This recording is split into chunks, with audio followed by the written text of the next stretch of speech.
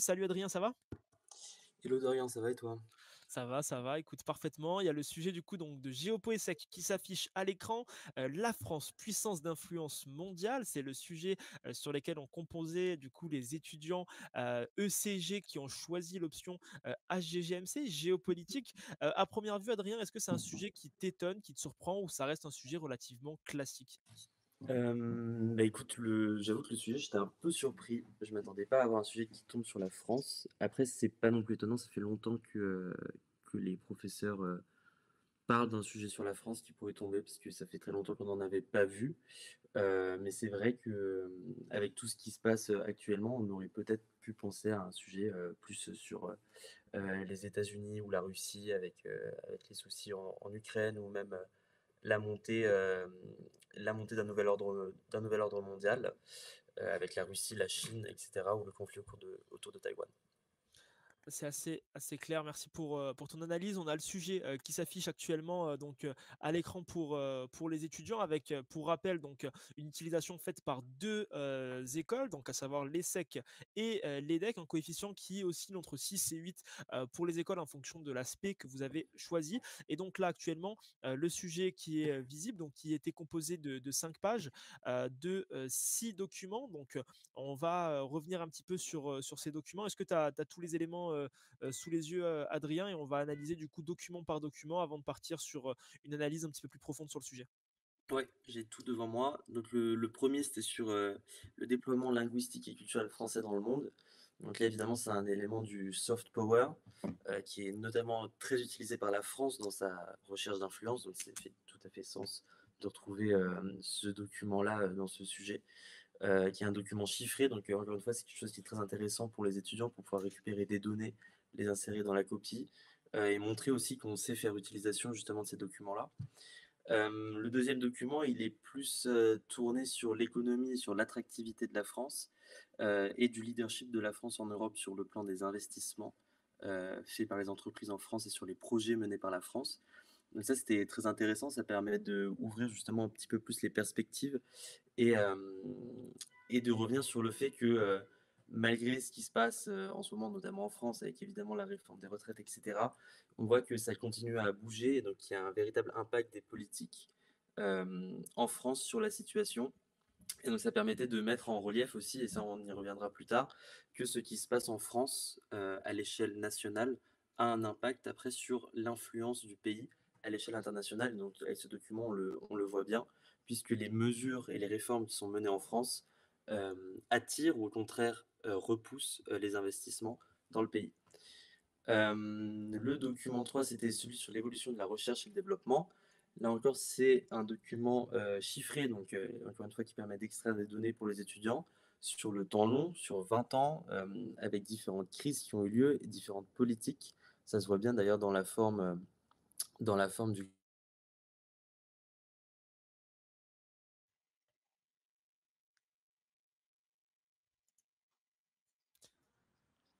Hop, je suis de retour. Ça se voit bien dans la forme du graphique. Et donc particulièrement intéressant également parce qu'on y retrouve le positionnement de la France, non pas que par rapport à des acteurs européens, des acteurs mondiaux. Donc effectivement, ça ce sera un élément aussi intéressant à utiliser pour parler de l'influence. Et puis on voit qu'on a toujours les États-Unis, la Chine et puis la France. Donc ça, encore une fois, il y a le duopole États-Unis-Chine et puis la France qui est un petit peu derrière. Et ça également, c'est très intéressant. Et puis enfin, l'évolution de... Enfin, pas enfin, pardon. Il y a la part des exportations dans celle de la zone euro. On voit que la France est tout en bas. Ça aussi, c'est un sujet particulièrement clé, puisque on voit à contrario que l'Allemagne, qui base beaucoup aussi son influence extérieure sur ses exportations, elle est bien en tête, et que nous, on est... Enfin, nous, la France est très, très à la traîne. Et donc ça, c'est un élément très important, puisque notamment, c'est ce que soutient Nicolas Bavrez avec son ouvrage La France qui tombe, le constat du déclin français qui n'a pas su s'adapter aux défis de la mondialisation et des échanges. Ben là, c'est un exemple clé qui illustre justement ce souci d'intégration presque au système de la mondialisation en ce qui concerne la France, qui, comme les États-Unis d'ailleurs, repose énormément son économie sur sa consommation interne et beaucoup moins sur ses exportations, qui est l'inverse de la stratégie allemande et qui, on l'a vu notamment avec la guerre en Ukraine, euh, a, des fois, des bons points puisque ça a permis de rectifier un petit peu le tir et de garder, une économie assez, saine. Le document 5 ensuite, la présence militaire française en Afrique. Là, ça permettrait tout à fait de faire une étude de cas qui pourrait être une sous-partie puisque, on sait très bien les rapports, qu'ont, la France et les pays africains, depuis la décolonisation avec la France-Afrique, mais aussi l'Afrique-France.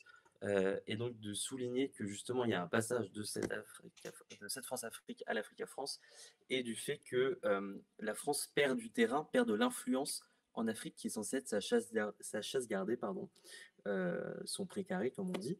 Et donc justement c'est intéressant de voir que même, là où la France auparavant avait une influence énorme, elle est en train de la perdre petit à petit et on y reviendra plus tard, mais ça aurait très bien pu faire une étude de cas, pour une sous-partie. Et enfin, les contrats d'armement, signés par la France. Évidemment, c'est un sujet clé, encore plus avec la guerre en Ukraine. Ça amène aussi la réflexion autour de l'OTAN et la réflexion autour de, est-ce qu'on favorise l'économie ou les valeurs, qui était notamment un débat, qui avait été, très soutenu lorsque Emmanuel Macron s'était rendu en décembre 2021 aux Émirats arabes unis pour, signer la vente de Rafale, où donc, il y avait, ces 2 aspects-là, et qui jouent aussi énormément sur l'influence du pays, heu, sur l'influence de l'influence justement du pays. Voilà pour les documents. Très clair. Justement, Adrien, là, bah, on va aller justement dans la définition, des différents termes et des éléments. En tout cas, le sujet est disponible sur Mister Prépa. L'analyse le sera, bientôt sous, peu. Heu, une accroche, un étudiant nous a dit parler justement du récent, conflit qu'il y a eu par rapport à l'annonce, de Macron, concernant, l'intervention ou non, à Taïwan justement. Est-ce que ça peut être, justement une bonne accroche à mobiliser? Mais après, comme l'étudiant nous l'a dit, je n'ai pas cité ça parce que je pense que beaucoup d'étudiants allaient le faire. Sur quel type d'accroche, personnellement, tu serais parti, Adrien? Sachant qu'encore une fois, pour rassurer les étudiants, l'accroche, c'est quelque chose de subjectif, c'est pas quelque chose qui est universel, donc il n'y a pas de souci si vous n'avez pas forcément nécessairement mis un élément similaire. Adrien, tu te serais orienté enfin, vers quoi de ton côté? Beh, effectivement, c'est une des accroches que j'avais prévues. J'en ai plusieurs, mais effectivement, Emmanuel Macron a déclaré ne pas que la France ne devait pas nécessairement être suiviste, des États-Unis et de la Chine dans ce conflit autour de Taïwan.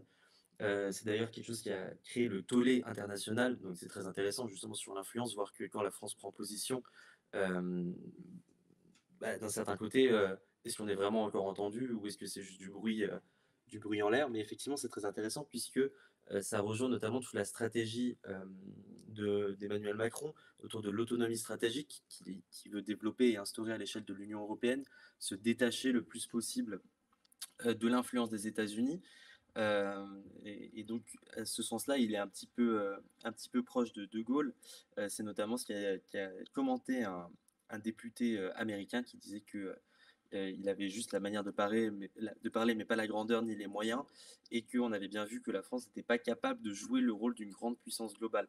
Donc c'est vrai que cette accroche, elle était particulièrement intéressante puisqu'elle permettait de bien découler sur l'ensemble des sujets, puisqu'ici donc, il s'agit de l'influence de la France. Donc il faut parler évidemment de la puissance, mais il ne faut pas simplement faire une dissertation centrée Exactement. sur la France et sur les atouts de la France, mais véritablement sur, ce que ces atouts permettent à la France de faire ou au contraire, de la manière dont ils limitent la France dans sa possibilité d'action. Une autre accroche qu'on aurait pu employer, qui est aussi assez récente, donc ça fonctionne, c'est le renvoi des troupes françaises du Burkina Faso, qui a été demandé par le pays en janvier, qui était effectif à partir de février-mars, donc ça reste très récent. Et encore une fois, ça montre la perte de puissance de l'influence française dans ces régions-là.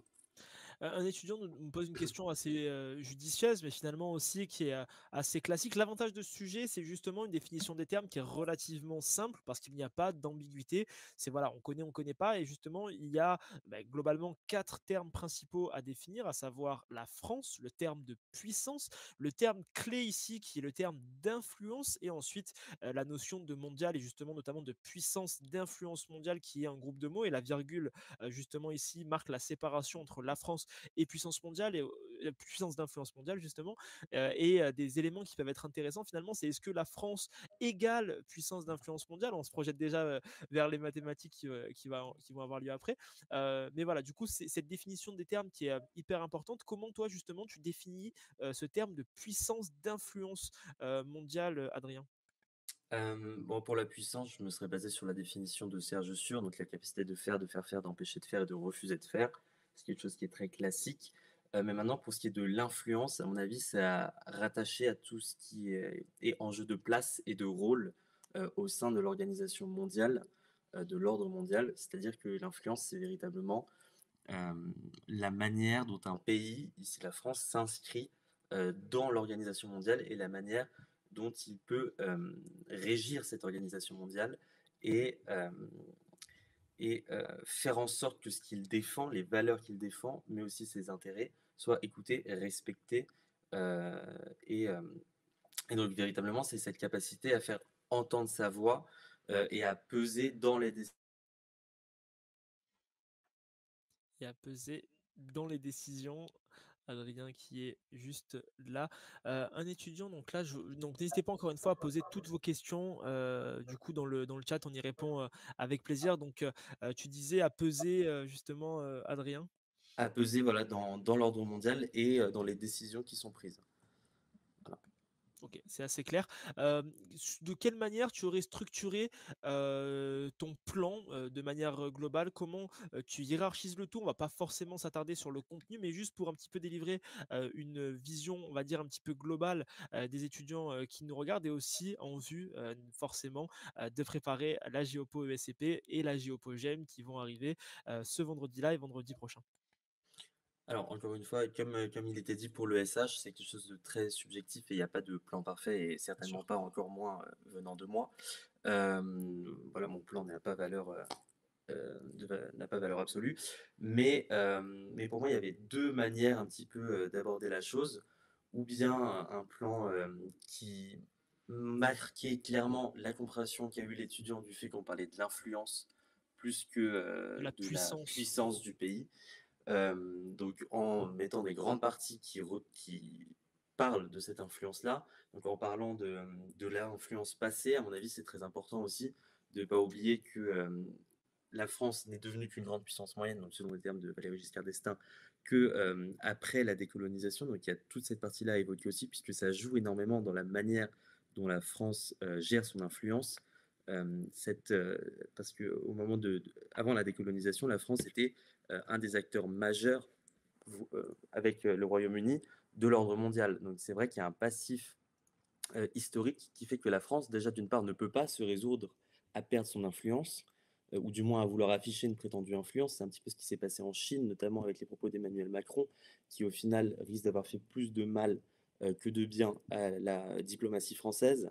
Donc il y a voilà, cette volonté de conserver un certain panache et une notion de grandeur. Donc ça serait une première partie, donc évoquer l'influence passée de la France, évoquer dans une seconde partie les atouts d'influence euh, qu'a la France, donc évidemment le hard power, le soft power, la puissance économique, en reprenant tout ce qui est francophonie, comme c'était évoqué, et enfin dans une troisième partie, évoquer finalement cette influence qui peine à trouver sa place et à placer la France sur la carte du monde, et donc une France qui peine à véritablement trouver sa voie dans le désordre et la cacophonie mondiale, qui fait qu'au final, la France est en difficulté au niveau de son influence. Donc ça, c'était une manière, à mon avis. Et puis l'autre manière, c'était de raccrocher l'influence à chaque fois qu'on rentrait dans une sous-partie. Je sais pas si... Non, Voilà. c'est assez Faire un clair plan et un peu, encore une fois, peut-être un n'hésitez peu plus absolument pas large, à mais poser là-dessus. vos questions. Et justement, la dernière question que je te pose, en tout cas, Ouais. Adrien, avant qu'on passe aux mathématiques, c'est justement la difficulté, on va dire, de ce sujet aussi, c'est l'utilisation des documents et comment arriver finalement à se servir des documents qui sont fournis sans rentrer finalement dans une trop importante analyse de documents et finalement comment arriver à mobiliser ces connaissances tout en exploitant au mieux les éléments, les exemples, les arguments qui découlent justement de la documentation fournie dans cette épreuve d'ESSEC.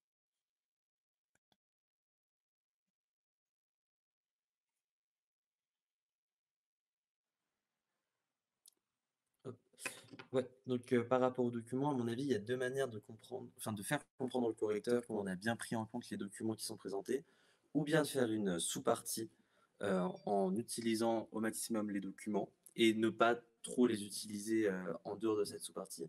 Par exemple, ici, on aurait donc pu faire une sous-partie sur l'influence française en Afrique, en utilisant à la fois le document sur, la francophonie et à la fois le document sur, hem, la la présence, militaire française, ou bien utiliser, mais de manière vraiment très, spontanée, les documents au fur et à mesure de sa copie, sachant que quand vous prenez un chiffre du document, il faut, faire référence, au document, sans noter, document 2, mais quand on prend la carte, par exemple, la carte, faite, au sujet des armées, dire que c'est tiré, hop, c'est tiré, de la revue Diplomatie, juillet-août 2022 et pas dire, du document 5, évidemment. Mais donc voilà. Mais essayer quand même au maximum de se servir des documents plus comme, une base et un soutien, que comme première source d'information, plutôt axée sur les thèses comme, on a vu celle de Nicolas Bavrez, sur les concepts comme l'Africa-France, ou, le duopole, Chine-États-Unis, sur les faits d'actualité, la vente des Rafales, l'expulsion, des soldats français de plus en plus dans les pays africains ou même, on se rappelle que Emmanuel Macron s'était rendu en Russie, juste avant la guerre en Ukraine pour essayer de désamorcer la chose. Ça n'a pas fonctionné. Donc, ça, c'est encore un exemple qui montre qu'effectivement l'influence française est de plus en plus challengée, et encore plus avec la montée, de nouveaux acteurs géopolitiques qui rendent l'influence française désuète, voire non attractive. Par exemple en Afrique, tous les pays enfin tout une grande partie des pays, africains qui se détournent de la France se tournent vers de nouveaux acteurs tels que la Chine ou la Russie, qui montrent bien que cette influence française, elle est en péril, elle est en difficulté et, et donc que et je sais plus où je voulais venir. Il y a pas de souci et je Voilà. t'accompagne, Adrien, vers justement la conclusion avec un étudiant, qui, évoque un élément une étudiante pardon, qui évoque un élément très pertinent, notamment sur le fait, de citer les prochaines élections pour savoir si finalement, est-ce que cette puissance d'influence découle, d'un président, d'un chef d'État ou au contraire, est-ce que cela, peut être remis en cause ou peut être requestionné avec, les futures élections, qui vont, arriver, enfin qui vont avoir lieu en 2027, donc c'est pas tout de suite, mais c'est vrai que ça, c'est un peu demain finalement au sens de l'histoire. Donc c'est vrai que c'est aussi une remarque et une ouverture qui peut être assez pertinente. Comment tu aurais ouvert le sujet de ton côté, Adrien, pour conclure et ouvrir vers les mathématiques qui vont nous rejoindre juste après? Donc effectivement, oui, il y a la question politique, parce que ça, c'est quelque chose, vous le verrez dans la correction, mais les crises internes influencent, l'influence externe, de la France. Donc c'est vrai que c'est extrêmement dommageable pour la France, d'avoir une telle crise que celle qui est celle des retraites. Donc c'est vrai que c'est un sujet clé et d'autant plus que le chef de l'État en France, a la responsabilité de la politique extérieure. Donc la première ministre s'occupe de la politique intérieure et le chef de l'État de la politique extérieure. Donc c'est vrai que c'est extrêmement, important, d'autant plus que alors on ne peut pas évidemment deviner qui seront les candidats aux prochaines élections présidentielles, ni quels seront leurs programmes, mais sur les programmes pa